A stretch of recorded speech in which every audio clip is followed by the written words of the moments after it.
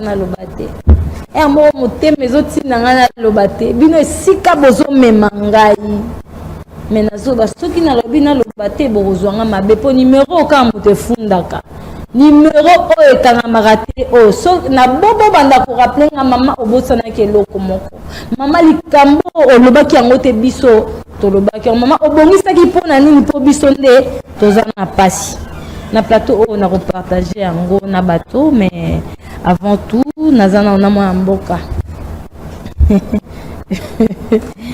nayebi te soki nabenga yebi ka trésor fashion makambo liberté d'expression ezolukela ngai trésor napesi yo mbote boyi malamu na liberté d'expression. Merci beaucoup Matondo Nayo Yasmine Ngoloba, présentatrice principale de l'émission. Merci pour l'invitation. En tout cas, c'est une première fois pour assister à une émission et comme invité, bien sûr. N'habitué, Bakino Bazozela parce qu'il y a toujours à boire et à manger. Merci beaucoup. Pour ça que le bâté, pour ça que le basoki natal.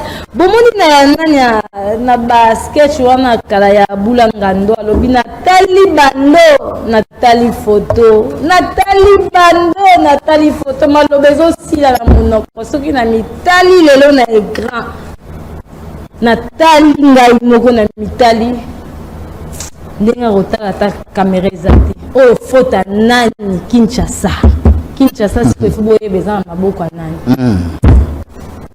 bandeko na vandi na masanga mila likoloka investigation na zongi na lobi na tala na makambo nini bana mboka bakuta na nango bien keza mabele na resika bakunda motolu o na moni kuna bazalaka kaka na maya forage bandeko na ngai Kinshasa capitale miroir ya RDC bazala maya forage na mai na bango remercier mo poso meli mai na bango la bidon sangli to bango bololo dans si meza maya forage basani sango na kisi nazo sukwa na ota ya mai nazo bake o fa michopi ezo bimarata mai nazo teza nango michopi te bango ba pesa ngo kombo soki ndakala soki ni nazo ebate donc ba message na mai wana na condition o ba vivre condition pour mabe me bango ba message nango nazo seka bino te na obimisa ne bino na kata pasi poso ezo bongate mafuta ga parola savon ozo sa la mais ozo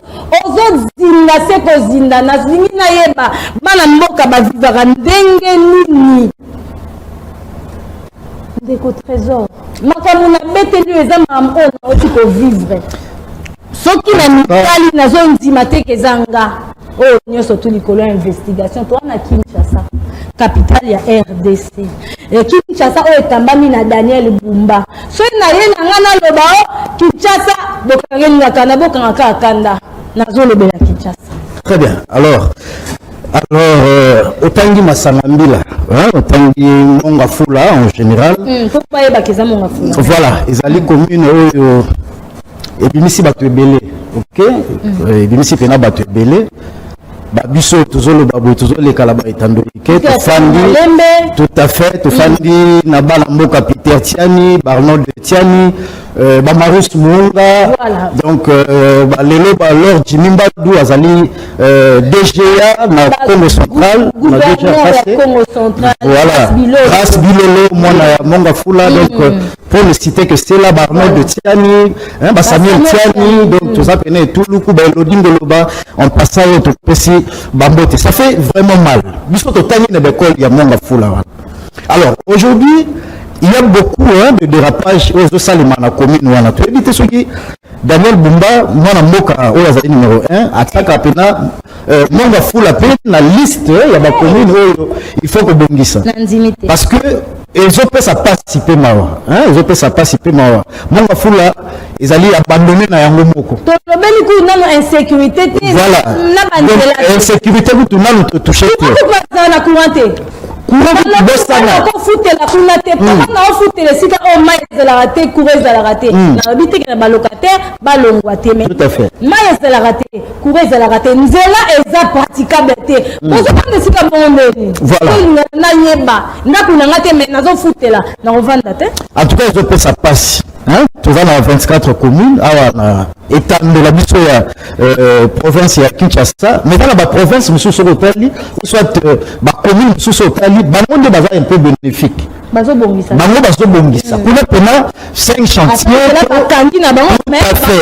Mais mami matali pena monga fula précisément masanga mbila, to éviter surtout dans la province.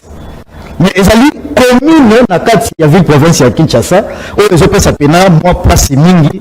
En tout cas moi na mboka Daniel Bumba kokota na mbosile faut kotala commune wana ya monga fula oyo bimisi ba notable tellement ebele oyo ezali pena l'une des communes riches aussi parce que monga fula ezali tellement vaste. Monga fula kititi na esika otobenga Bambudi, voilà. Donc Bambudi kuna Bamitendi eza na commune ya monga fula eza commune moko ya monene. Mitendi kuna pas général Amisi Tango fort. Mais besoin négliger. Donc tu évites ceux qui te fondent directement et pas y Yemoko le numéro 1 Fatih Béton parce que apparemment le gouverneur tu évites Bakamozo que vraiment lentement et donc sûrement tu es lentement ma commune sous ce bunga ma commune est belé zolimwa maman ya Sibingolo ba commune est belé zali kolimwa sur les 24 communes sur le tali ba commune où ezali active et vous allez peut-être 10 kaka 10 communes, c'est exagéré. Donc la plupart des communes, vivre abandonnés à leur propre sort. Donc tu évites ceux qui réellement, n'a pas beaucoup mais c'est au besoin de Katiwana. Tu évites ceux qui rapportent l'Union Sarah na hiérarchie na bino Daniel Bumba comme ça doit attaquer le numéro 1. Mais ma beaucoup mais c'est tellement anonyme. Donc c'est vraiment aussi ça la confusion. Est-ce que Oyebi que Daniel Bumba joue président Andor Alambaki Bato Léopard, il n'est pas Zalaki? Tout à fait. Peuple Fundaki? Tout à fait. Asaline. C'est ça la confusion. Afundiye. Si le Asaline. Alors, tu vas funda ya vani nazo se. Katipaka kokolo. Funda na bino na kobongisa te. Kutu soki bofunda kitene ngosa atamo effort. Mais nde bofundi susu na kangi. Na ebisa yo tangi kaka monga fula ngala kobakisa commune ya Matete. Na kobakisa commune ya Kisenso oyo 2 jours oyo mbule beti maman ya Simi na ebisa oyo j'ai été victime ngai moko na kitagi dimanche na commune ya Matete na kitagi tina Kisenso ka pona musala na biso ya journalisme oyo mais na biso nzela ezate bana quartier ki tsaku ouais bah yebi côté ya morgue ya Matete wana côté ya Wenzi ya Matete quartier wana na biso na papa journaliste to ebite awa to ba soli nous na bato bazo vivre na bite tu il les a na quartier ya quartier bato bazo vivre donc on ne comprend plus rien. Tout ça comprend mais tout ça mission sur la centre-ville. Tout ça la ville province ya Kinshasa d'instance nyonso politique ezali. Mais il y a vraiment une confusion de la mission de la commune de Belé. Et je dis moi, dans toute celle dans la commune, il y a Gombe, Ngaliema, Limité, ma commune de Belé, il y a une carte géographique. Il y a Kinshasa et ça les sociétés. 5 comités. Je te jure. Donc, quand on le béza vraiment est Belé, on a vu le province à Kinshasa. Donc, moi, la moka Daniel Bumba, alors, Moussala Makasi et Rosala. Pour la Komawa, Boebi Banzela n'a emprunté.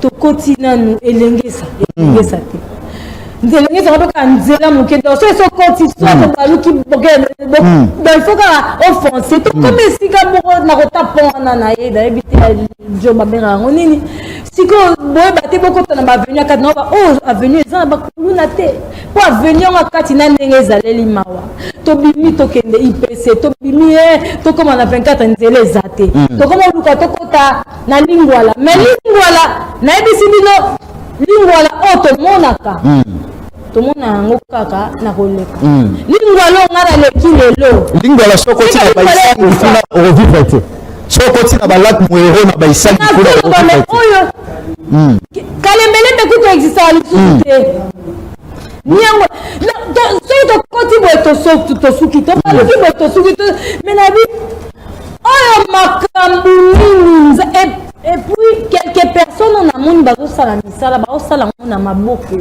bazozwa bagoudron bazosala na maboko vu les provinces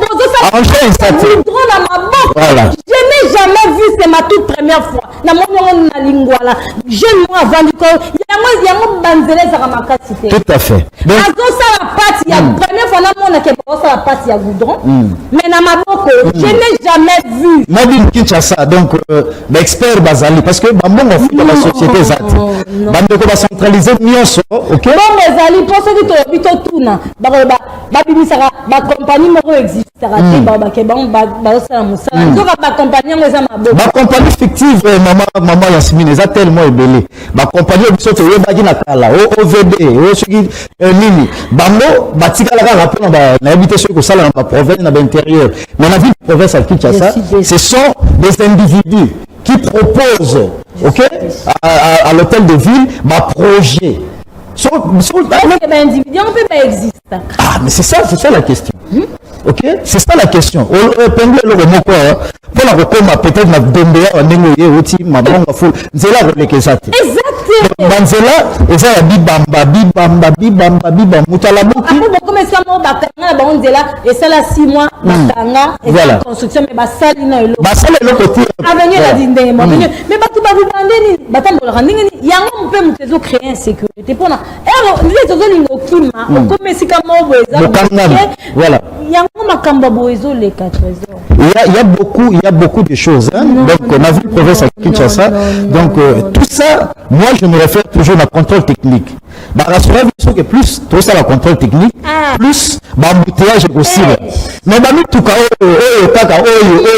contrôle technique bamituka wana ya bibamba wana ezongi na nzela bamituka wana ezongi moi je me pose d'ailleurs la question contrôle technique ça rappelle à mikanda mais mituka oyo ekotaki sans rétroviseur mituka oyo ekotaki sans phare ekoti contrôle technique ebimi ezongi sur la autoroute frère ya malonga te kaka mbongo ya ba vignette vous comprenez tobito landela mbongo ekoti po niveau embouteillage ezongi c'est que mbongo ekoti na mbongo le ekoti tani ba ucho futa ya yele tout à fait mais so to tout ka mbongo ekoti combien bakomi bababa moi la mbongo afata sa biso rapport oyo kotuna bakokanga yo bokomo tokoyi ba publication oyo ezovise ba autorité ka po totuni mbongo ekoti combien mbongo osalinde bosala nango nini parce que toza na droit toza ma esclave mais c'est ça maintenant le problème biso muto pese za mbongo ezozonga mbongo uti pas tout à fait il faut toyeba so ka na era otuna et comme les publications visant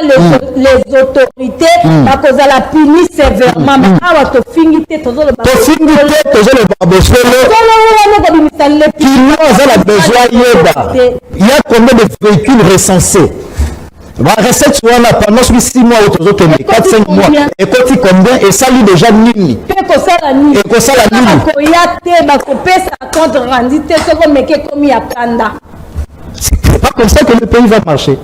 C'est pas comme ça que le pays va marcher. Contrôle technique, oui.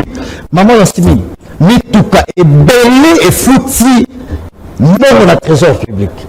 Vignette, assurance, tout ça là, permis de conduire. Donc, bandeko ba fouti. Donc, celui qui a rapport à contrôle technique, ville province à Kinshasa et Tongam, quand on a contrôle technique. Alors, moi, la moka Daniel Bumba, qui est le numéro 1 de cette ville, il y a une équipe Naïm Bimba. Basa l'obligation, il y a repris sa population, c'est comme ça que ça se passe. Et ça va flèche aller accompagner la retour. Et bon, on a foutu, il faut que la mosquée on a retour. Et ça là, ceux qui vont foutre les éclats, c'est pas mes parents. Les résultats, eh bien, tout à fait. Papa n'a zui. Et nous, oh, il y a des ça qui voilà. Moi, dans l'équipe là, si papa n'a le salibou, c'est comme ça que ça se passe. Bon, il y a des sabiso cassité. Bon, on va dire combien. Bon, ça, il y a un jusque là. Bon, ça, il y a un besoin voir ma caca, besoin voir ma caca, besoin voir ma biso cara mointe. Et puis, la zongi na moni bolobi na gouvernement ya province ya Kinshasa ba moto comme sous bana ya moins de 12 ans basi ya zemité comme ba Ivoine était nyonso to eza malamu eza mabete so tobika totuna ba moto oyo boloba lelo chaque jour ba futara mbongo moko boye c'est bakitas na bango voilà mbongo amekenda wapi c'est ça la question. Il y a tous les jours bamoto ezalaka combien na ville ya Kinshasa ezala obulaka to te okofuta okozwa quittance na o ya 500 francs mbongo wana par jour ekendaka. Et puis hôtel de ville abongisi combien de motos oyo a proposé que yango nde banomema ekomema soki population parce que bamoto tozoa eza baparticulier eza baparticulier lelo tokofana maya ya simi alobi nga bamoto na nga lelo kosala te nga mpe nalamuki na ntongo labi nga bamoto na nga ekosala te. Alors la ville province ya Kinshasa mpo moto nde lelo ezosunga kaka la population oyo nakobima mwasi oyo ya zemi wana mama ya simino pesi exemple moko ya motuya okangami na mbuteyage mvula inondation na nzela eza te mwasi ya zemi ozomema ka ya malade ka grave okangamisa ye na mutuka mpo akufa na nzela to mwasi ya zemi kolinga abota na kati ya mutuka na nzela ili akozalaka oblige ya komata moto wana. Qu'est-ce que l'hôtel de ville propose en retour ya kopekisa bamoto lema mwasi ya zemi te? C'est ça le problème. C'est ça maintenant, c'est ça où réside le problème de l'État. L'État a pas cassé ma ça. Ma mesure nous soucie de remettre la main à beaucoup. Mais en retour, vous proposez quoi? Vous suspendez les motocyclistes à même moi c'est Azemi. Mais moi c'est Azemi. Na 5h du matin, je dis ma coûte un embouteillage. Ou bien qu'on n'a pas à Kobota. Na pas à Kobota. On a mis à Kobota à Moutou. Avec la Nzela Mini. Na boulevard du 30 juin, na boulevard le monde embouteillage. Na Nzela Bandal, na Nzela Upen, sur le monde embouteillage. Si vous avez la cas grave, malade. oyo azokala mingi te il faut bage nozongisa makila yo peki si ya matamoto siko akangama na embouteillage azwa métro to azwa hélicoptère. C'est ça la question. C'est ça la question. Candidat biso néanmoins bazanga peut-être mayele ya proposer la population. Suspendre oui, tout ça d'accord, mais en retour vous proposez quoi? C'est ça maintenant la question. Siko avant to nazonga na ngambo ya Samuel Tiani bayebisi biso que Kinshasa ezobonga ngalingaka ata baloba ekobonga po wana tokotala ngo na mikolo ekoya mais boyebisi biso ezobonga nalobaka ngo mingi Kinshasa ezobonga na mécanisme kutu wana comité Kinshasa ezobonga ti sikoyo tomoni eske ebonga mais mwana mboka gouverneur ya ville province ya Kinshasa ye akiti na mabele koloba ba marché pirate alingi te akadingi azotambola penza azoloba wana nde azotambola azoloba mais mpona koya koexplike biso Kinshasa ezobonga bandani presque savubu ya pamba ekoma mai ya makelele bien wana presque bongo na bloc bamapangu wana ya liboso ya bloc wana ya bakotaka na mapangu na bango ndeni basotaka bamira bavoisin na ningaa nayeba lelo efona tuna bango bakotaka ndenge nini Kinshasa ezobonga soki tobi totambola wana na baprincipale wana catastrophe bongo na bakati Kinshasa ezobonga mais na marché pirate atelemi atamboli siko maramuka ya mbongo mutu interesaka tout à fait Kinshasa ezobonga na ndenge ba marché pirate to na ndenge environnement na ndenge ya contrôle technique Kinshasa ezobonga mama Yasmine exemple ya Kinshasa ezobonga ce n'est pas une accusation mais la lobaka moni ndeko akomela biso na Bible Jésus revient bientôt et ça peut être bongo yeso azo ya kala mingi teza lokola Kinshasa ezobonga Jésus revient bientôt le lot to sali combien de ans plus de 2026 ans. Oh, bah, Jésus revient bientôt. Et ça, n'est pas encore. Moi, je suis politique. Je suis appelé à côté parce que ils ont un sujet, ils ont un sujet, ils ont une analyse, ils ont souffrir. La population souffre. Kinshasa, c'est juste un slogan. Quand on est qui ne peut pas zalak. Quand on est qui ne peut pas moi la boka gentini ngobila la biso qui ne peut pas toyebi salemaki na o etikalaki. Kinshasa ezobonga toyebi nini salemi na o etikali. O salemi eza mukie o etikali ezali tellement ebele. C'est la cheville hein, dans tout le corps. Alors ni pembe na le bongisa mabomo tout ça, c'est juste la cheville. Mais toujours encourager na mwana mboka numéro 1 Daniel Bumba ami pesa makasi Kinshasa ezobonga on dit balembi omoni makaso babandaki nango la motivation babandaki nango. J'espère que Ndekoya moko alembi mwana mboka alembi, mais nous vous encourageons le gouverneur de la ville Daniel Bumba qui chasse biso ko ba kino to ba vrai kino tobotami a tokoli awo biso tokoli awo ozali awo tout à fait. Bénissez la biso Kinshasa. Vous avez parlé de marché pirate. Marché pirate, bon, vous interdisez le marché pirate. Mais en retour, vous proposez quoi? Naba maraîcher Rwanda, basa la sikoomine. Parce que la bakati ya ba ONG, ici quand ils ont les sociétés, ba message sur ba teki. Alors, même dans le marché pirate, j'ai parlé hier, ma maman maraîchère, les lois à ma tête. Vous vous rendez compte, l'Ibosso a parqué. Mais il y a des communes qui sont une population.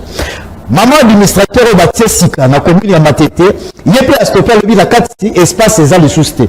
Alors, et comme il y a COP, parce que l'Ibanda va marché pirate, ne vous en faites pas. Ma maman va décorer, va téléra, va dilamba, va donner l'Ibanda, va foutre ta crapée, pas quoi l'État. Et vraiment, voilà, mettre ça à moquer, à matungulu. 7 policiers, bah, côté les mawana. Au service économique, bah, 1000 francs, 500, 2000, 3000, et pas maman, zoté, kaka, pili. Alors, la fin, il y a 6000 francs. Mais à dépasser de 1800 francs. Kaka, pas louké là-bas, la Libanda, zoté, kaka, mabélé, boya, zoté, kaka, Nicolas, mabélé, Nicolas, potopote. Mais à foutu, 1500, 2000 francs. Bon, voilà, Kendaka, wapi. Parce que la police, avant la 4, commune, beaucoup de ça la bateau à Tindaka, service économiquement administrateur. Ils sont un hôtel de ville. Alors, c'est ça la question. Moi, voilà, est-ce que comme à qui des droits? Donc, c'est que bourgmestre na bourgmestre à Sali, donc, et si Kanaye, et comme il y a une place naïe. Le marché pirate est profitable pour la bourgmestre, qu'on se le dise. Oui. Moi, la même peut-être Daniel Bumba voilà. Tous les jours. Voilà.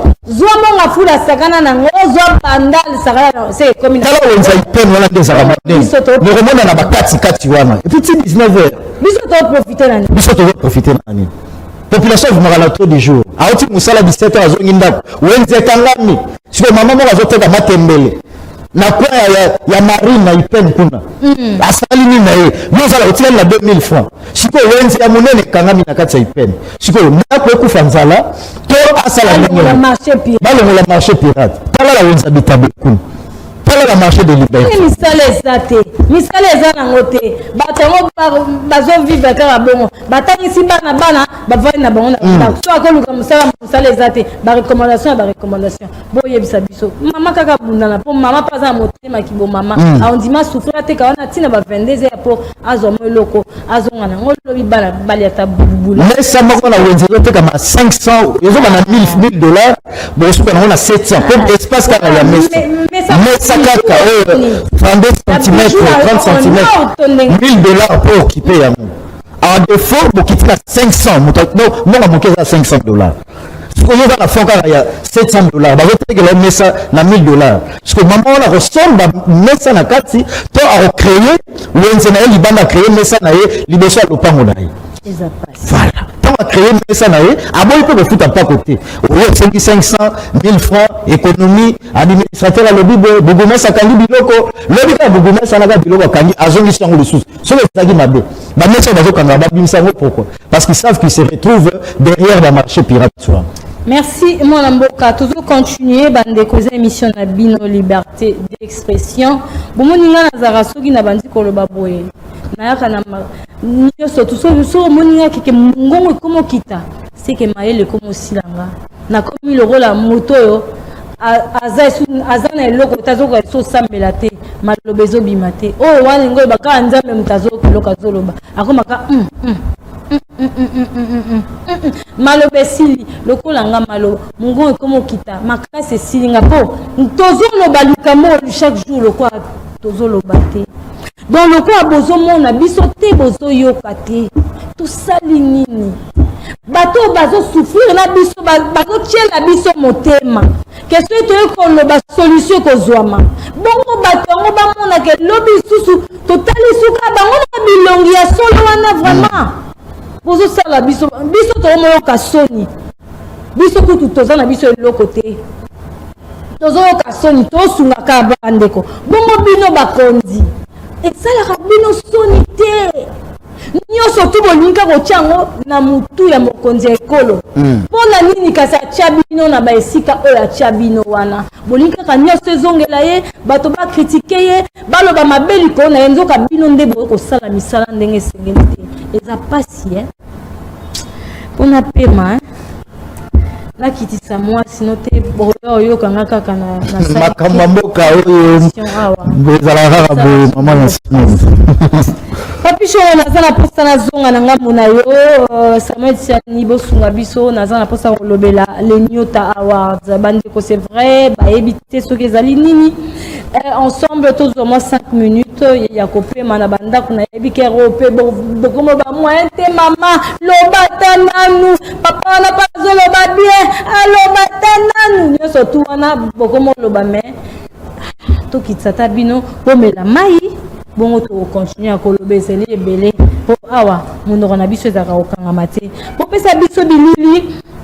Les Nyota Awards sont une cérémonie culturelle dont on a expliqué bino ezali nini. C'est une cérémonie culturelle organisée par le Centre culturel congolais de la ville de Bruxelles qui se tiendra le 23 mai 2026 à Bruxelles. L'événement met alors à l'honneur l'excellence des talents africains et afrodescendants ancrés en Belgique, qu'ils soient artistes, créateurs ou acteurs culturels. Nyota, qui signifie étoile en swahili, représente bien plus qu'une distinction. C'est une mise en lumière de parcours inspirant, un espace de reconnaissance avec aussi un moment de transmission et de valorisation de l'héritage culturel. La cérémonie réunit plusieurs disciplines comme la musique, la danse, les arts visuels, l'innovation culturelle et les initiatives à impact communautaire. Au-delà d'une simple remise de prix, donc il y aura des prix, les Nyota Awards se positionnent comme un véritable mouvement, une vitrine d'excellence et un rendez-vous annuel destiné à célébrer la créativité afro en Belgique dans toute sa diversité et sa modernité. Voilà. L'événement aura lieu au Grand Casino Bruxelles Viage et rassemblera un large public autour d'une cérémonie collective de talents qui font rayonner notre culture. Donc, il faut comprendre que Ekosalama na Bruxelles le 23 mai 2026 ezala na Casino Viage ezala na Bruxelles. Donc ezali yango musique yo muto salaka théâtre yo muto za muta musique oza muta danse bako voter yo soki ba voter yo ou bien après okozwa prix na yo prix oyo o mérité yango okozwa. La billetterie est ouverte. Samuel Tiani sunga biso billetterie est ouverte. Tozo pesa bino, je crois si pas le lien eza moyen oyo bokosomba ba billet na bino pona ko participer na Nyota Award. Bandeko bora tete yo mutu po briaka awa na Canada okoko kende te ndeko na moko aza na Bruxelles a ko représenter yo eza problème te le plus important ezali que ozala nominé obima ozwa trophée o etelemi wana liboso na biso. Donc je crois que ekosalama lisusu na 2027 na 2028 ainsi de suite, mais oyo tozobeta lisolo ya Nyota Award 2020 oyo salama le 23 mai 2026. Je crois que ezali pona 2025 yango wana. Donc bazui yango batali ane mobimba ba o babriaki ba o basaki musala na bango bien ba o bazaka ko mériter nde bakozwa prix na bango le 23. Donc ozana posa ya kozala na kati wana ozana posa ya ko participer Topesibino déjà un moyen, un lien, une adresse, ndenge ya kozwa ba bien na bino pour se retrouver kuna awa pe comment nango pour topé comment nango le kopamba biso pe le 23 en en tout cas na sala penza effort na kangisa déjà bon habillé nanga le 23 nga pe enazala wana po na lobeli yango pambate. Merci. Tozaka wana tozaka lobela isu FESEC. FESEC, festival culturel avec les écoles de Kinshasa. Ezali bongo banape bakopona ba école na Kinshasa, ba élèves brillants. Baropesa bango moi trophée na bango. Ba professeur oyo bazalara, donc professeur moko remarquable, un bon enseignant, donc yé penza école et le bara soki boza na posa école professeur oyo nde mutu akozala akobima yango wana bana mboka ba jeune na biso parce que bazali wana topesa chance na jeunesse et organisera FESEC et banda uta 2016 Tilelo, donc, FESEC est un festival culturel avec les écoles de Kinshasa. Mais à Tozolobela, le 30 est férié, le 30 avril 2026 est férié, et Kozana école Lisanga et Kobanda na 9h. Balobi Marambele Kozala Kuna, Makambele Kozala vraiment. Poème je crois comme les bambaba na classe bako exposé mayele na bango nyonso mais awa tolobeli stand ya Brian stand jeunesse dorée pe kozala wana le 30 avril 2026 na Lisanga na cadre ya FESEC donc ceux qui oyen na stand bien que bokolia bokomela soko yena stand ezaka lokolo zana perfect télévision okomona biso ke baba omona mwana mboka Peter yanga maka enseignement boy voilà boko kende boza lokola boza na perfect ezoleka en direct na stand wana ka stand jeunesse dorée nde koleka ezoleka en direct na perfect.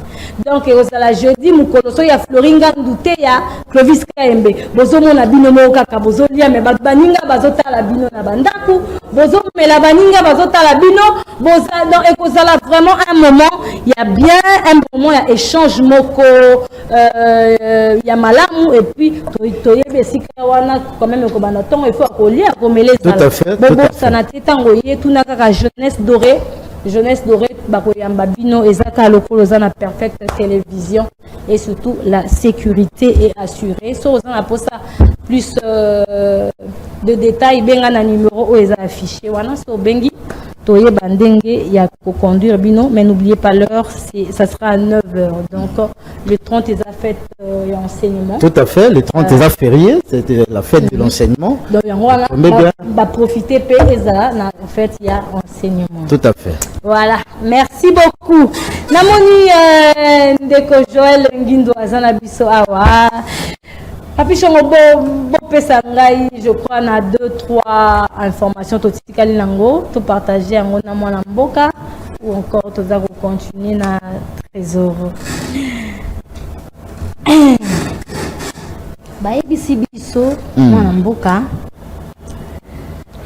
les publications visant les autorités bakomi kokangelango surtout ba oyo bazali banda ba oyo bazali libanda ya mboka bakolandela bino penza tozali banda mboka bakolandela yo siko na cadre oyo toloba nini to ata muto asali mabe tokanga munoko toloba eso eloko te analyse pesa esala ma isusu te ba viser surtout premier ministre balobi mama Soumino batu ba critiquer ye batu balobi boy bongo mama Soumino pe soka le karane a TV5 toninga ko yeba na biso makambo ngote so pe aloba atato na raté na ndenge ya ba nationalité ya miga tolinga pe ko yeba te mais soki komi déjà mindele pasala la biso analyse mabete biso moko na bakolo mboka toyebi ba nationalité ya migrant te toyebi eloko te toyeba pe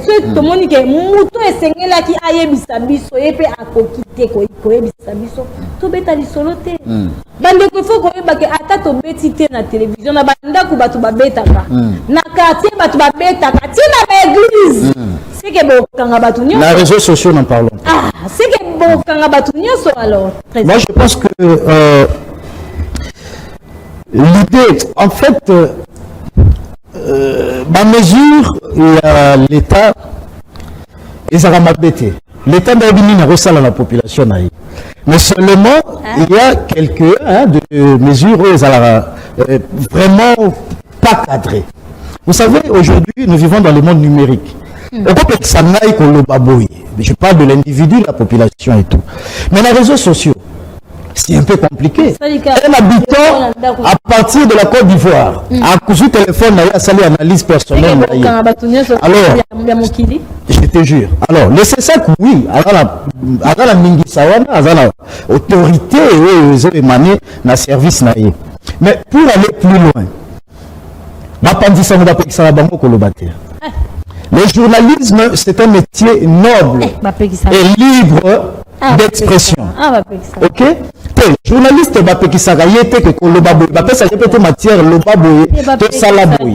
mais seulement nous sommes dans un pays où nous devons comprendre la tendance. Moi je pense que l'idée est qu'on bien peut-être que ceux qui chantage, diffamation et tout, mais faire une analyse claire et responsable pour éclairer l'opinion. Même le président de la République, en France, Macron est critiqué.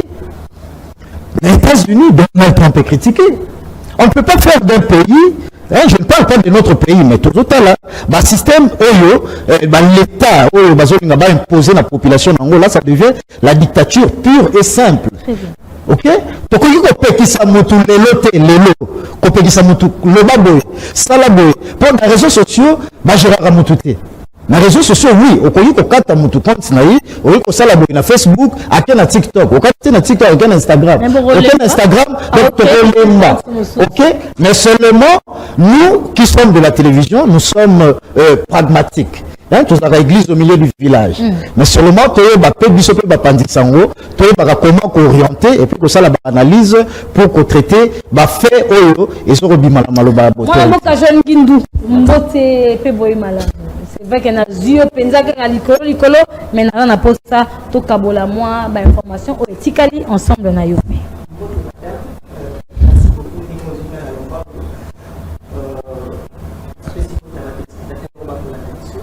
Est-ce que ça y a moi n'ambo kezo kana malamu?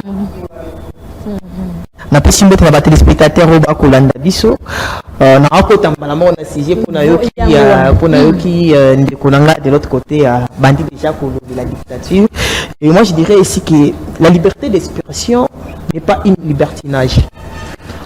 Tant ba ko il faut qu'on critique et ça ba critique est acceptable et ça ba critique qui na la diffamation.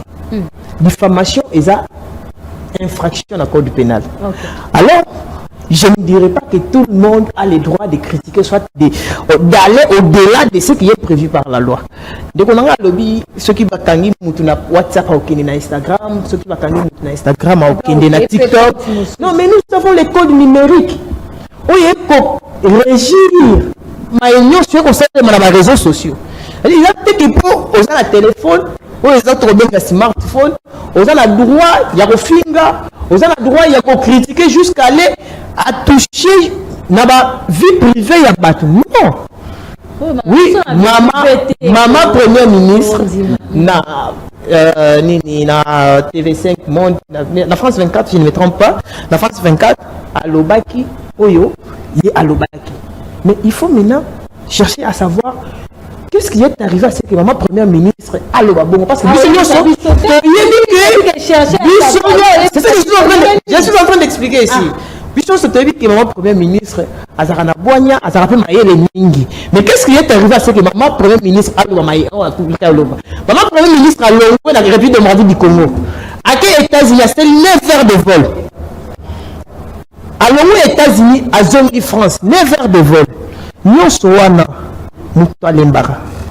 yango biso non mais madame ba papier abanda ko katanga ba papier yo moko mo ke no alembaki yako kotanga te biso to ko condamner de cabinet na ye cabinet ya premier ministre faki ba pekisa ye asala émission wana te asala à répondre à l'invitation wana te parce qu'elle était fatiguée mutu nyonso ndo za boso ko sali musala makasi o kolemba yo d'ailleurs oza o mesana na ba tandoike oyebi so mutu za ko lemba raisonnement na ye nini makambo ebele ezara na retard d'où il fallait que cabinet na ye epekisa ye et à part ça aussi maman Judith Soumino tout ça mais c'est na ba tandoike pas ni ta tu na cabinet na ye pour conseiller parce que ceux qui bateau baza na cabinet na yana baza qui expérience so bateau baza na cabinet na yana ba yebaki makambo etali média balinga ba pekisa ye ceux qui osala que dans l'union pekisa non maman ou tu ko sala 9 heures de vol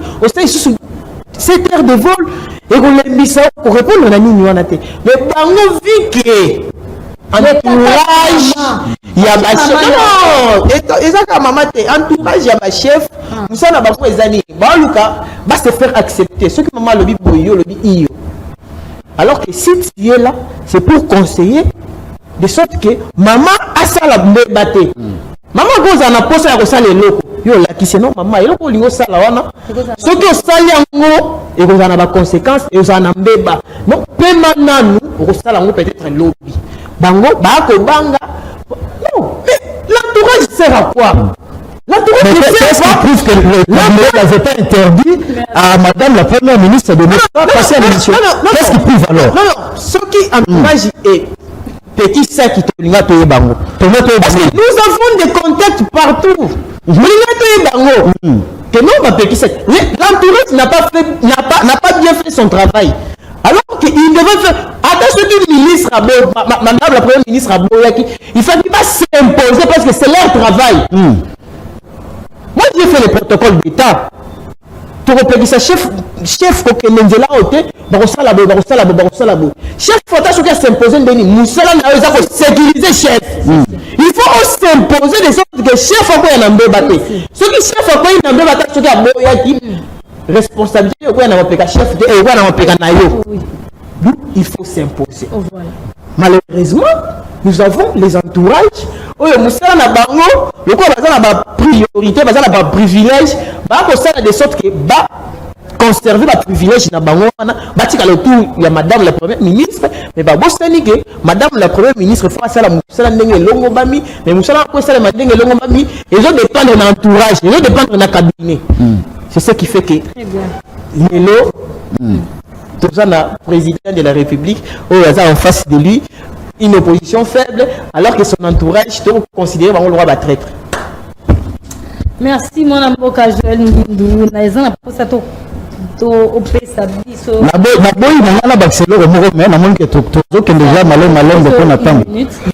Vous avez parlé du monde numérique.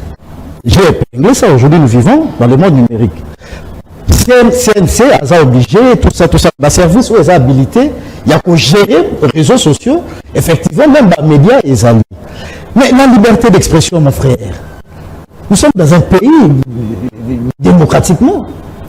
C'est le football là, dans la République démocratique du Congo. Je dis que la République du Congo, le Congo en face. Nous sommes une République démocratique. Tous les uns comme les autres ont cette liberté d'expression, mais néanmoins, il faut épingler que les chantages, les diffamations, même à la tête, il y a président de la République, même à la tête, il y a opposant, il y a Moulamboka Fayoulou, même à la tête, il y a déjà Peter Tiani. Là, nous n'avons pas ces droits-là. Alors, tout le monde a diffamé, tout le monde a diffamation, quand il y a des membres du gouvernement. Mais peut-être, n'a pas eu opposition, nous trouvons ça normal parce qu'ils sont de l'opposition. Là, nous ne sommes pas dans une République démocratique du Congo. Merci. Ok? Et là, on a Baksara Yamour. Vous savez, des co-débatteurs, bon, il y a un retard, il y a des trésors. Vous savez que, en droit, nous avons ce qu'on appelle l'égalité devant la loi. C'est-à-dire que si tu te sens diffamé, tu as les droits, il y a une instance compétente de sorte que on fait valoir ma droit. Mais fort malheureusement, opposition va lui faire valoir droit na bangote. Mais ceux qui, la majorité, je me sens lésé. Tout le monde qui n'a pas été comme c'est le cas, bon, on appelle ça, confrère, non, a fini Augustin Kabouya, a fini sévèrement pour lui traiter de handicapé intellectuel. Ce n'est pas ce qu'on appelle la démocratie. Non, la démocratie est régie par les droits, par les lois. Ça la beauté, ça la beauté. Il faut oublier maintenant, loi, ils ont qui s'en ça la beauté, ça la beauté. Mais au-delà de ce qui est prévu par la loi, ce n'est plus la démocratie, c'est ce qu'on appelle le libertinage. Les lois condamnent cela, la loi condamne cela. On la contrer, il y a pour faire, il y a pour mettre il y a une instance qui va fouiller. Mais ce n'est pas pour autant que la démocratie n'existe pas. La dictature existe dans... Je ne dis pas que les régimes actuels, et ça régime qui respecte la démocratie. Non, il y a des failles. Tu sais que tu as mais ce n'est pas pour autant pour critiquer au-delà. Il y a ce qui est prévu par la loi. Donc, il faut respecter nos lois. L'intervention, il faut respecter nos lois. Moi, je vois les gens qui passent à la télé. Critiquer l'Iputa. Allez, au-delà. Il y a Batouazanga Mayele. Imaginez, non, l'Iputa, Mayele. C'est quoi l'intelligence? Déjà, l'intelligence est un sujet subjectif. C'est-à-dire que nous définir l'intelligence selon ce qu'il comprend de l'intelligence. Moi, je dirais ici que l'intelligence est le fait de détecter le problème et d'en apporter les solutions. Il y a une autre personne qui te viendra pour te dire que non, l'intelligence, c'est ça, ce que la classe chaque personne a sa façon de définir l'intelligence. Mais ceux qui ont pour le bagage, non,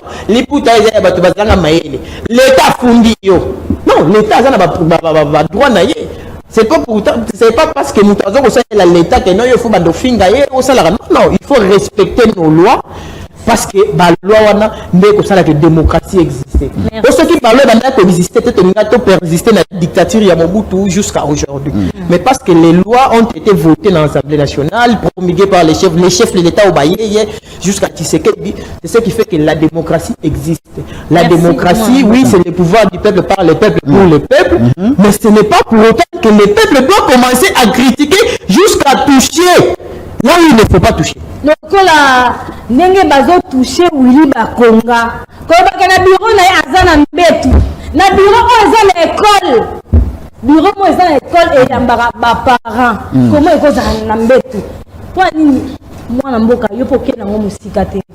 Pour comment ba ki ko le bana ke bureau na mbetu ça n'importe quoi. Oh accepter. Kotika nikamwana te poto yebi ke et si on trouve na basi eza esika kaka na bureau o eza na kati école na milieu éducatif milieu scolaire ayeke aoyamba parent moko aoyamba problème aoyamba so on peut s'explication mbe ata utaza na posta olala ngo moko mpe toyebaka eloko akosala ata tozoluka ozokende na mutu na ndenge mabe me moto toyebaka eloko akosala mwana mboka sikoyo ndeko joan ngindu c'est vrai que tokompena na suka me toyeba boni sango ya bamigrant oyo ti sikoyo mpe yo oza na éclairage te akopesa bana mboka na kote wana boni sango na bango toyeba baza na nsele balingi nini bazosala mpona yo oyebisi biso ake toza na bato soki eloko ezali tokoyeba yo comme boza na bato baza na baservice type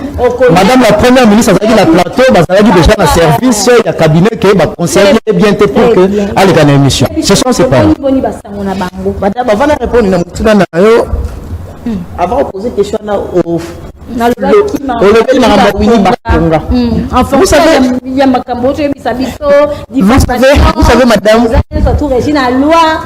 savez madame, moi je suis un légaliste.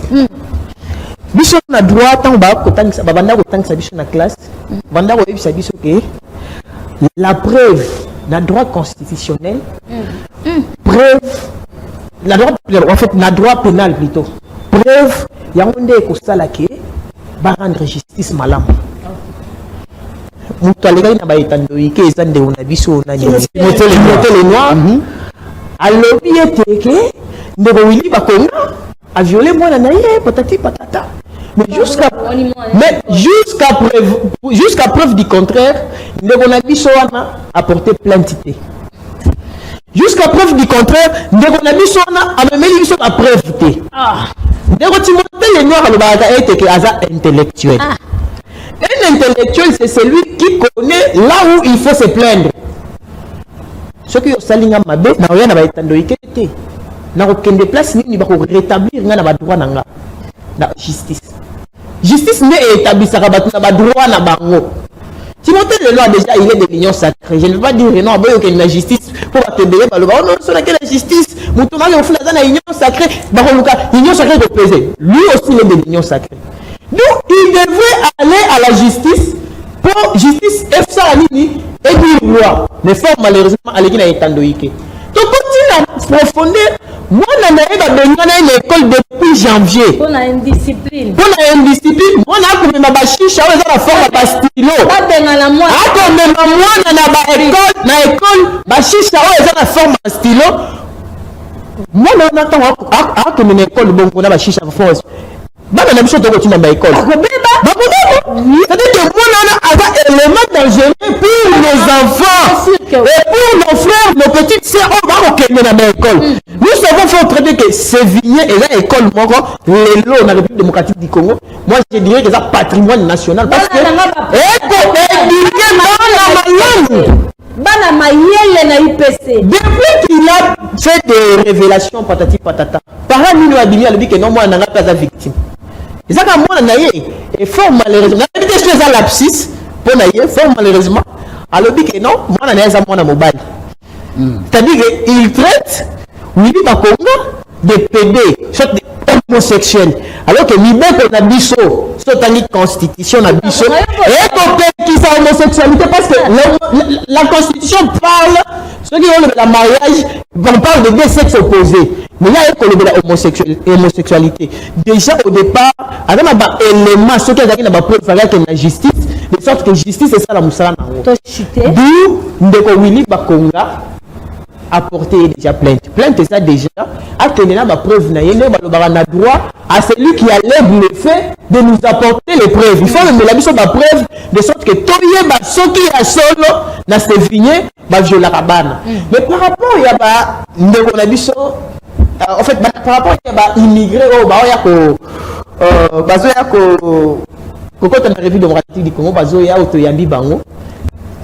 Déjà il faut République démocratique du Congo, ce peuple congolais, ce n'est pas éternel. Batona bazoya kovanda pour na libelate.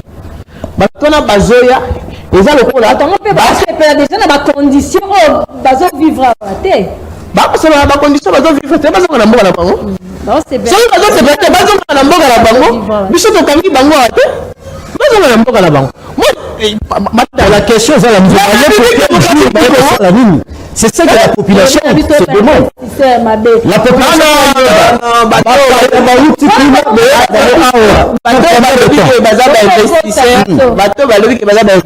ce sont des autres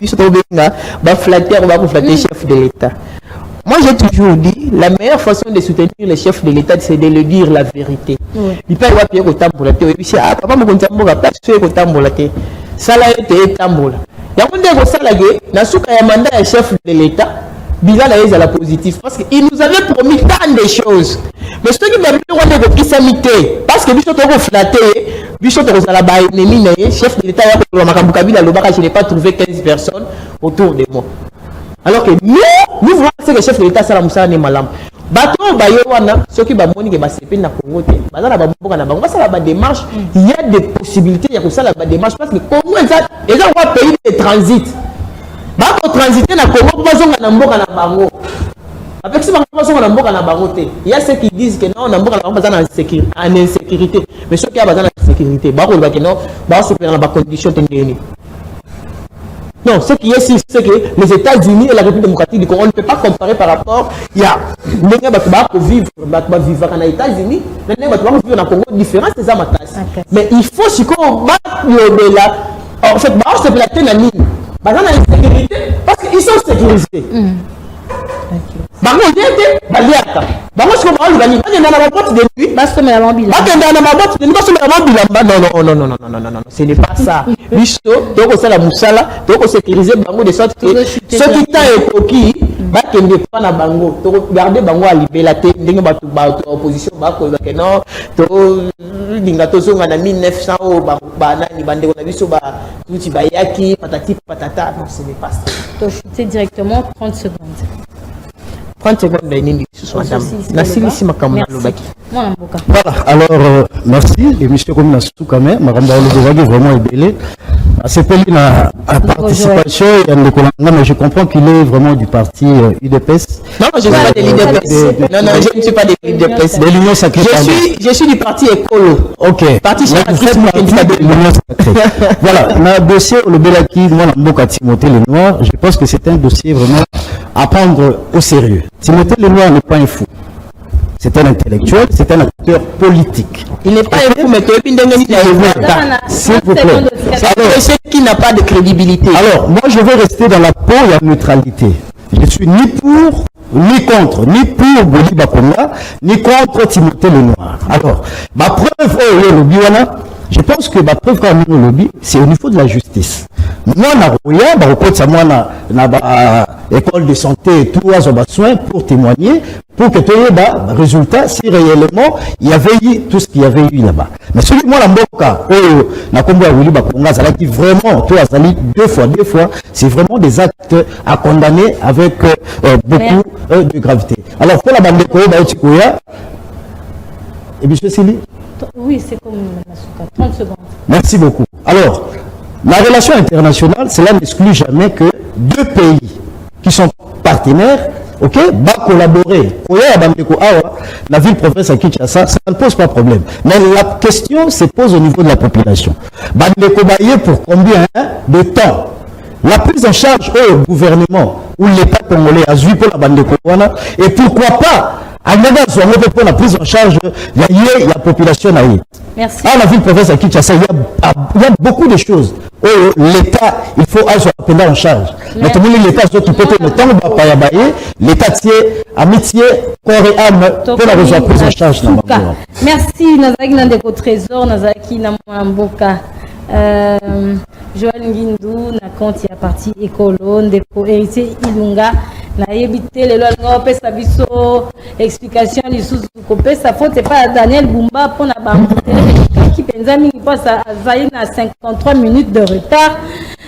Moi na mboka Willy Bakonga bureau na ye asalela ngona mwasi na ye asalela ngona mwana na ye vignette donc ce que ça na mbetu je ne vois pas madame Raya Kakasi hermo yemoko asate mais mwasi na ye adosalela bureau soki bango mibale bazate mwana na bango nde muto asalaka na bureau wana na baservice Timothée Lenoir faut savoir ce qui s'est passé avec ce fils na yebi parce que naza pe parent naza isusu journaliste tokosa raté mais sika okosa donc esika mosusu o biso tomoni te bokosa mais sika o biso nyonso tout ozomona Coco César moi pas si faut et le Timothée Lenoir akomi ko recruter ba parents ya lukuta o batinda batikala kotinda bana na se vignette okomi ngala roya na ngaso bobeninga parce que il fut aussi mon professeur na masamba to komi na suka merci na bino bande ko to kutani jeudi à partir il y a 13h juste pour la compte ya liberté d'expression merci ming na bino surtout bon landa ki biso merci merci